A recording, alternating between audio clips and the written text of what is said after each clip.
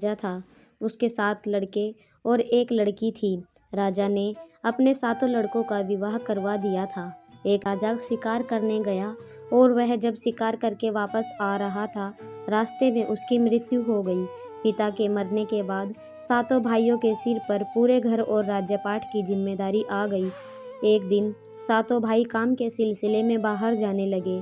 सभी ने अपनी पत्नियों से बोला कि हमारी बहन का अच्छे से ख्याल रखना, इसको किसी चीज़ की कमी नहीं होनी चाहिए। 7 पत्नियों ने बोला कि ठीक है। इसके बाद 7 भाई चले गए। भाइयों के जाने के बाद लड़की की भाभीयों ने उससे बहुत काम करवाने लगी। सबसे छोटे वाली भाभी उससे काम नहीं करवाती थी, बाकी जो 6 भाभियाँ थी उससे बहुत काम करवाती थी। एक दिन की बात है, शाम हो गया था। बड़े वाली भाभी ने कहा कि जाओ जंगल में से लकड़ी लेकर आओ। लड़की ने रस्सी मांगा। भाभी ने कहा बिना रस्सी के जाओ। वो मन में सोच रही थी कि भला बिना रस्सी के कैसे मैं लकड़ी लेकर आऊँगी।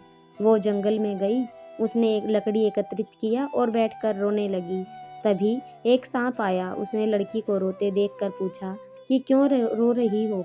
लड़की बोली कि मेरी भाभी इंतजार कर रही होगी कि मैं लकड़ी लेकर आऊं तो वो खाना बनाए।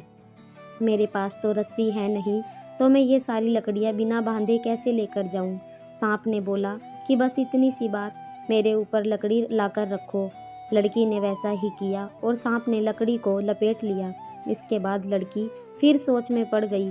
सांप ने बोला कि अब क्या हुआ। लड़की बोली कि तुम्हें अगर मेरी भाभी देख ली तो तुम्हें मार देगी। सांप ने बोला कि चिंता मत करो, मुझे लेकर आंगन में छोड़ देना, मैं नाली से निकल जाऊंगा।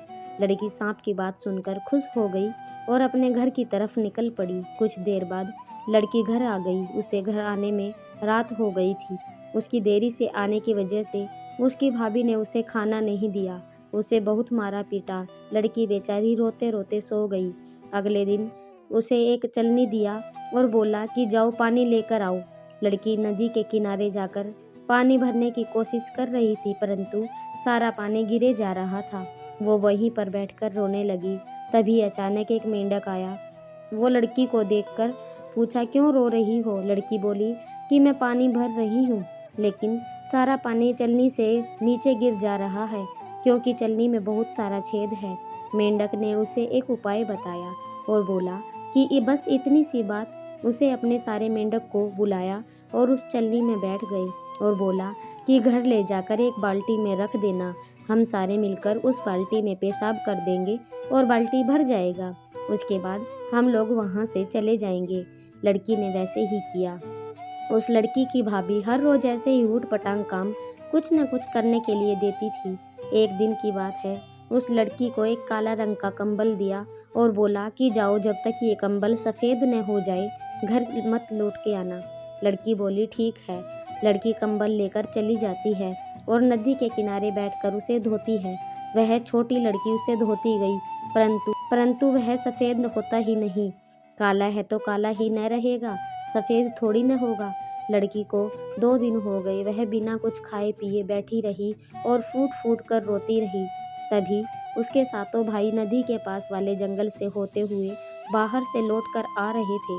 7 भाइयों को किसी लड़की की रोने की आवाज़ सुनाई दी। वे नदी के किनारे पहुंच गए।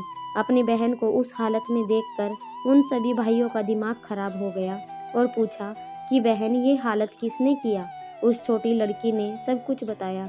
इसके बाद 7 भाइयों ने बहन को साथ लेकर घर गए और बहन को बाहर की कहीं छुपा दिया और बोला कि जब तक हम में से कोई न आए यहाँ से कहीं मत जाना। इसके बाद वो घर के अंदर चले जाते हैं। सारी पत्नियाँ अपने पति को देखकर इतनी खुश होती हैं कि पूछे मत। कोई पानी लेकर आती है तो कोई पंखे से हवा देती है। तभी भाई बोला कि मेरी प्यारी बहन कहाँ है, दिखाई नहीं दे रही है। तभी एक भाभी बोलती है यहीं पर कहीं खेल रही होगी, परंतु दूसरी भाभी बोली अभी दूध भात चावल खाकर यहीं कहीं खेल रही थी। तभी एक बोली कि आप लोग पहले खाना खाइए, वो आ जाएगी। एक भाई बाहर जाता है और अपनी बहन को अंदर लेकर आता है और अपनी पत्नी से पूछते हैं कि यही दूध भात खाई है, अगर खाई होती तो ये हालत नहीं रहती मेरी बहन की, क्या हालत हो गई है। सारी पत्नियां कुछ नहीं बोलती हैं। तब छोटी लड़की बोलती है कि सबसे छोटे वाली भाभी ने कुछ नहीं किया है, बाकी सारी भाभी ने बहुत सताया और काम करवाया। सारे भाइयों ने मिलकर अपनी पत्नियों को घर से बाहर निकाल दिया और सबसे छोटे वाली पत्नी रह गई। इसके बाद सारे मिलकर राजपाट चलाने लगे।